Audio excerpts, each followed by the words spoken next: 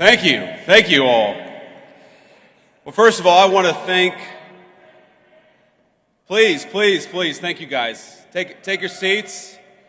And, the Secret Service is a little bit nervous because I told them these Bitcoin guys really like guns. But they really like the President and Vice President of the United States, too, so I think we're doing okay.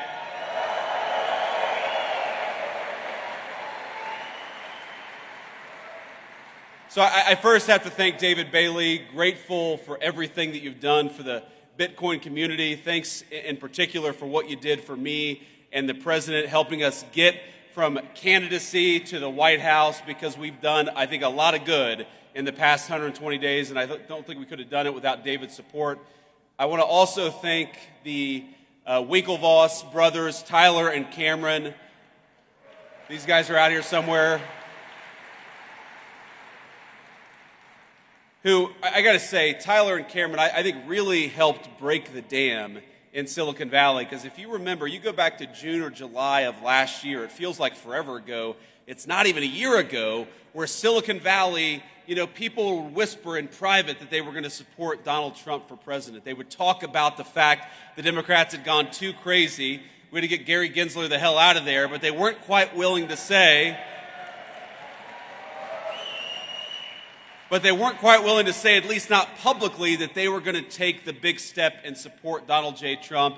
And Cameron and Tyler Winklevoss, I think they were some of the first big names in Silicon Valley to take that step, and a whole host of people followed them. So Cameron and Tyler, thank you for that.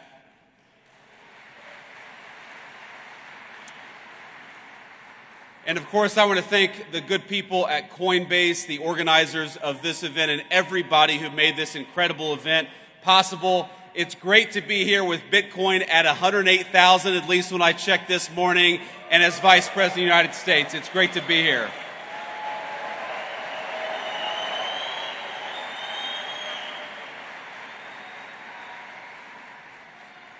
Now, you guys know I get to meet a lot of exciting people in my job, but it's been quite a while since I've been to a conference with this level of energy.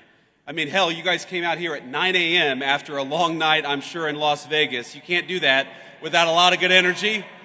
But I promise I'm not just saying that to juice my own meme coins.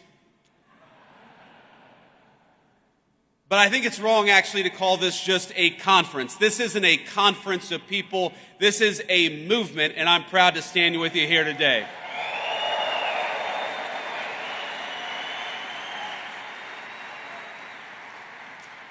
And I think this conference, this movement of people, is where the future of cryptocurrency in this great country gets decided. So let's start by making one thing abundantly clear. That future is going to be decided by the people, by you, not by unelected bureaucrats.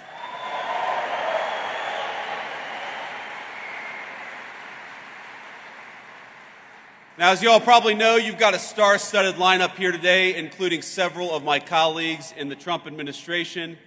David, Bo, Hester, I know you're all out there. It's great to be among so many friends and allies. So, I want to speak for just a few minutes about a few things, and I want to talk a little bit about what we've done in the Trump administration. I want to give you a rundown of what this administration is doing on digital assets policy. But I also want to talk about some of the principles that help guide us as we develop this policy. But before that, I want to speak about why I'm personally optimistic about crypto and what it means for the American people. Now, people ask me why I tend to be bullish on the future of innovation in this country. Now, I spent enough time in Silicon Valley to recognize the difference between good tech, technology that boosts our productivity, makes our lives richer, that grounds us in the real world and complements our day-to-day lives. That's the good technology, but there's also some bad technology out there. And when it comes to crypto, I think the last several years have made it clear that we're talking about genuine, ground-up innovation, one that's already improving the well-being of tens of millions of our fellow citizens. I believe it's 50 million Americans own Bitcoin, and I believe that's going to be 100 million before too long.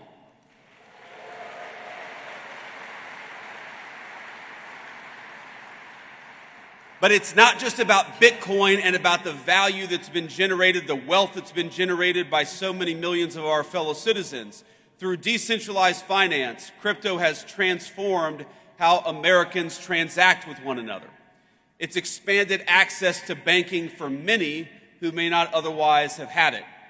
And every single day, I feel like I see some groundbreaking new use of blockchain tech, whether it's in supply chain management, whether it's in hospitals, or whether it's in changing how we track and store patients' private health records.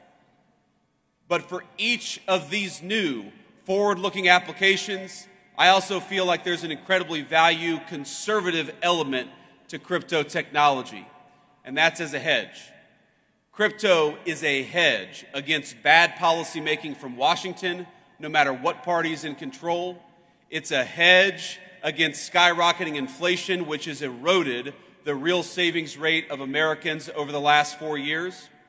And as you all know well, it's a hedge against a private sector that's increasingly willing to discriminate against consumers on the basis of their basic beliefs, including their politics.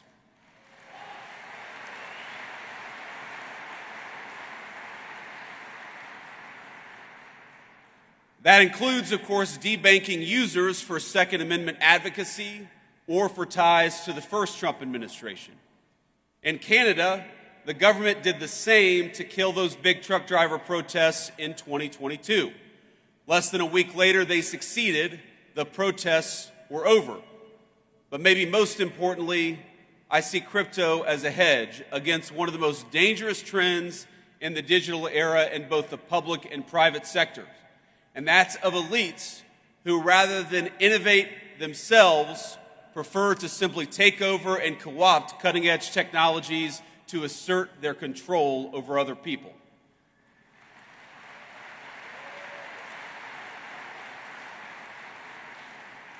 And I know we believe this in this room. That's not Bitcoin. It'll never be Bitcoin, and you guys are going to make sure that happens.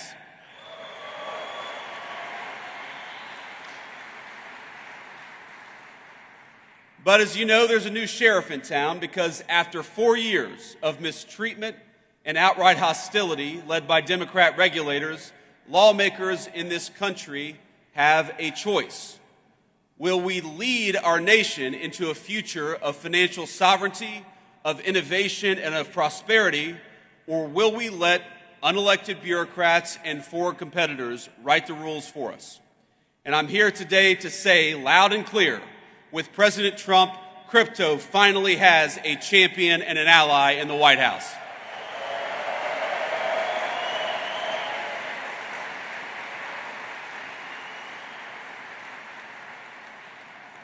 In our administration, we understand the full potential of the digital assets industry, not just as an investment, not just as a flashy technology, but as a symbol and driver of personal liberty for all our citizens. And we are dedicated to seeing that promise fulfilled.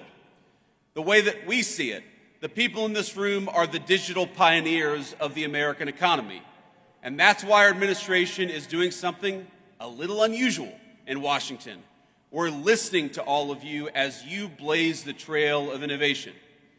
The innovators in this room are making people's lives better.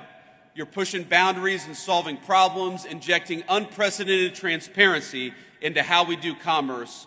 And the way we see it, you all deserve a similar level of transparency and clarity. And most of all, you deserve respect and support from your government, not bureaucrats trying to tear you down.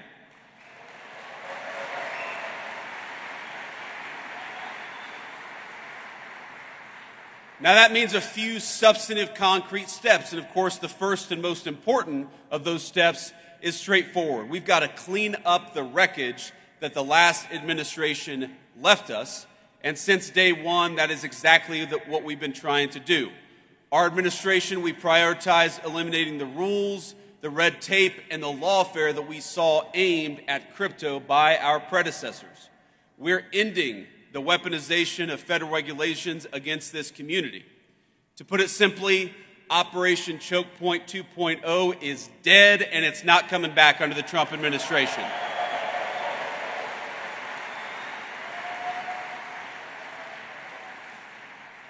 And by the way, it's crazy that was ever even controversial, the idea of using the regulatory power of the government to crush an industry and to crush people who espoused a view that you didn't like. It's crazy, but let my words today serve as Operation Chokepoint.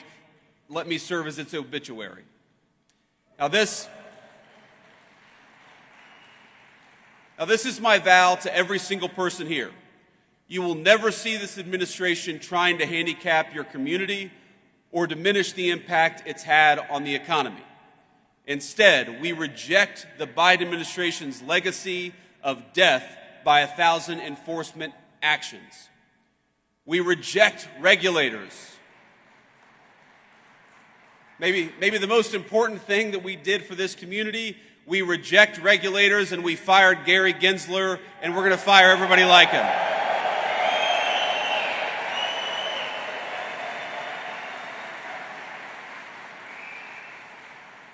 And we know that people like Gary Gensler, the game that they played is that under the pretense of consumer protection, they attacked every single effort to democratize our financial markets, and that is over. America. I grew up in a working class family. I believe that America is a place where anyone should be able to make a fortune, no matter where you grew up, what degree you may or may not have. And in recent years, I'm hard-pressed to think of a better place to do so than right here in the digital assets industry. Now, our second substantive step is we're trying to create a clear, pro-growth legal framework for stablecoins in this country. And I know we've got some solid allies in Congress. Is Cynthia Loomis out there today, or did she already go home? Well, you know, I was supposed to have dinner last night with Cynthia Loomis. We had a little event yesterday. And I looked around, I said, where the hell is Cynthia Loomis? And somebody said, well, she's got a dinner she had to go to. And I said, I'm the vice president. Unless she's having dinner with the president, Cynthia does not have an excuse to skip this event. But we love Cynthia, and I know that she's one of the great advocates for your industry in the United States Congress.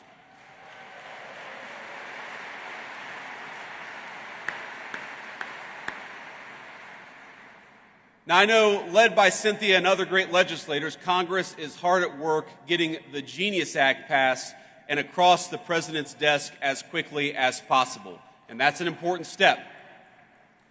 It's with good reason, because regulatory uncertainty in this country has pushed way too much stablecoin activity overseas over the last few years. Now, somebody said to me yesterday that Bitcoin has done so much over the last few years with so many headwinds. Wouldn't it be nice to have a government that provided some tailwinds to one of the fastest growing industries in our country? And that's what we aim to do.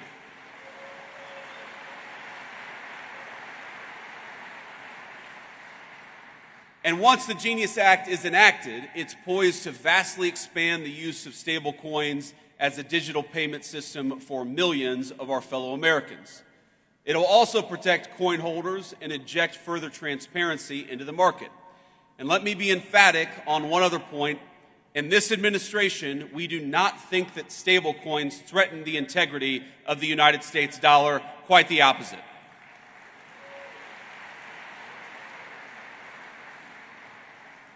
In fact, we view them as a force multiplier of our economic might.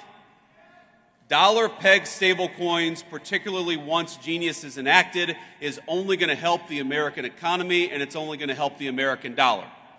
So, again, we're optimistic that the Senate is able to move quickly on passing a clean Genius Act, and for the House to follow up and do the same. And of course, once that happens, our great President Trump will sign it into law the minute it comes across his desk. Now, when that's happened, when the administration will then fully shift to our third priority, which is to enact a transparent and tailored regulatory framework for digital assets, one that's pro-innovation and fully incorporates crypto into the mainstream economy. And again, I've talked to so many of you over the last couple of days, and the consistent fear that I hear with all the great things that have happened over the last couple of months, the consistent fear that I hear is that there's still this perception that digital assets are not welcome in the mainstream economy, and let me promise you that our effort to change the policy is purely about changing that. We want our fellow Americans to know that crypto and digital assets, and particularly Bitcoin, are part of the mainstream economy and are here to stay.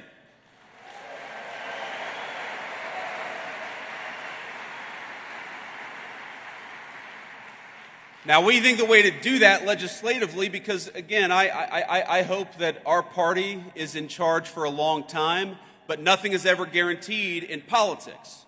So the best way to ensure that crypto is part of the mainstream economy is through a market structure bill that champions and doesn't restrict the extraordinary value that Bitcoin and other digital assets represent. Right now, in this Congress and with this administration, we have a once-in-a-generation opportunity to unleash innovation and use it to improve the lives of countless American citizens. But if we fail to create regulatory clarity now, we risk chasing this $3 trillion industry offshore in search of a friendlier jurisdiction, and President Trump is going to fight to make sure that does not happen.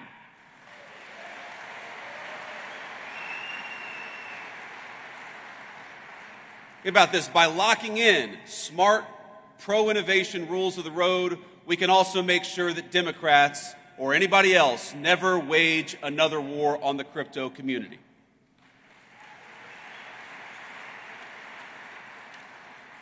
Now, I've already hit my time here, but before I head back to Washington, let me offer you just a few bits of advice and a few thoughts on where this industry is going. This is one politician's perspective, so take it for what it's worth. Maybe a little bit less than one Bitcoin right now. But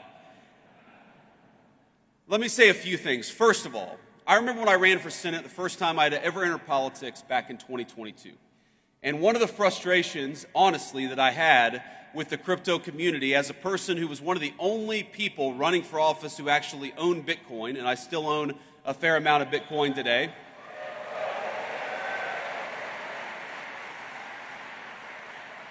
Think about this. This is during that campaign. That's 2021 and 2022. This feels like an eternity ago, but it was only 4 years ago, is that I recognized what so many advocates of Bitcoin recognize, which is what the Biden administration was doing, what Gary Gensler was doing was a disaster, and yet there didn't seem to be any real organization pushing back against it at the political level.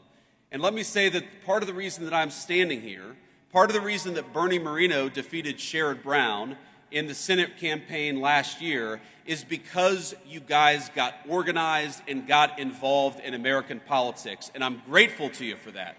But there's a lesson to take from that experience, which is that unless you guys get involved in politics, politics is going to ignore this industry.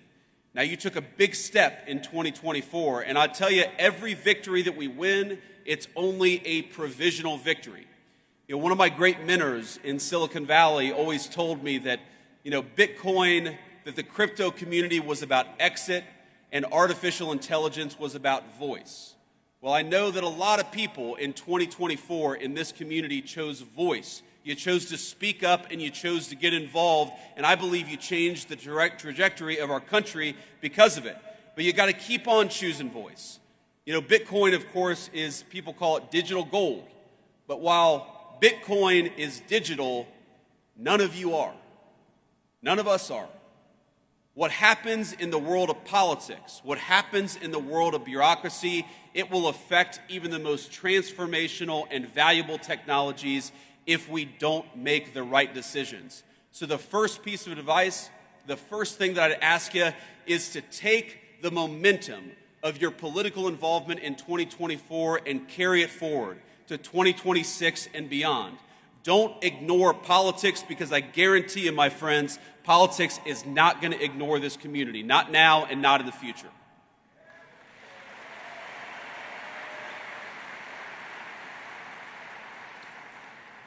The second thing that I want to toss out there is that we have to start thinking of the long-term strategic implications of Bitcoin. Bitcoin is owned by about 50 million Americans. A lot of Americans have made a lot of money have created a lot of wealth for themselves, and that's a great thing. But I actually think that where Bitcoin is going is as a strategically important asset for the United States over the next decade. It's one of the reasons why President Trump, with the help of our great AI guy, David Sachs, it's one of the reasons why we started the Bitcoin Reserve, because we want to start to put in motion the strategic importance of Bitcoin for the United States government. We know that the PRC doesn't like Bitcoin. The People's Republic of China doesn't like Bitcoin. Well, we should be asking ourselves, why is that?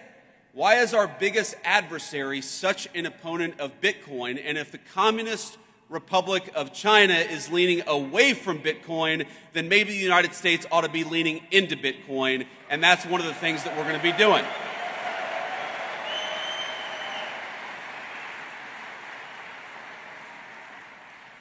But that's not a vice president standing up here and talking at you. The way that Bitcoin is involved in the strategic future of our country, that's got to be a two-way conversation.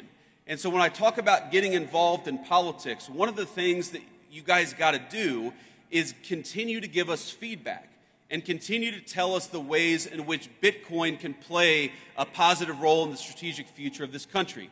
I know the Bitcoin Policy Institute is working on this very topic now, but all of you have got to be involved in this conversation, because I don't think any of us want to wake up in a country 10 years from now that is less wealthy and less prosperous because we made bad decisions today. We're going to make the right decisions, but that depends on you guys being part of the conversation. So be part of that conversation.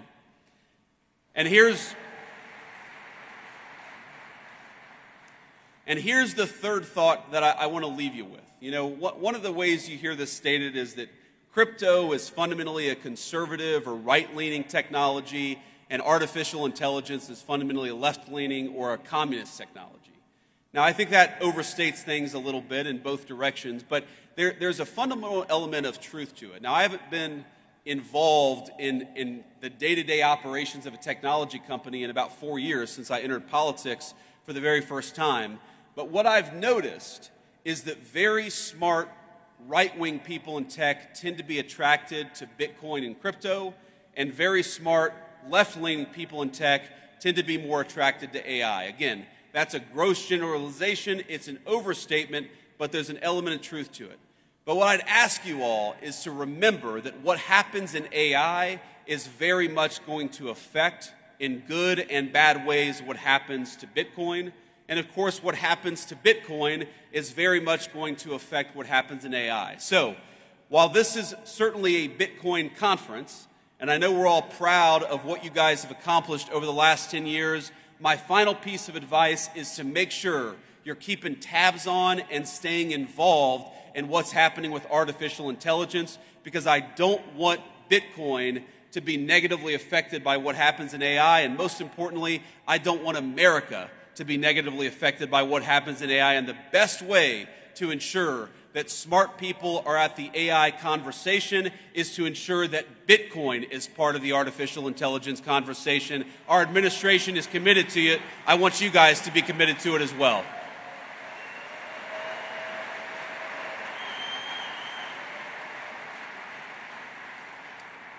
I just want to say in the next few years in the Trump administration, we've accomplished a lot, but we have plans to continue to make big progress for this industry and for the American people who rely on it. The whole of government, we're going to need your help, we're going to need your guidance, we're going to need your encouragement, and at times, yes, because this is politics, our politicians are going to need your pressure. So, have fun this week, but keep the pressure up. And we'll do great things together for our industry, but most importantly, for the cause of personal freedom and the United States of America. God bless you guys, and thanks for having me.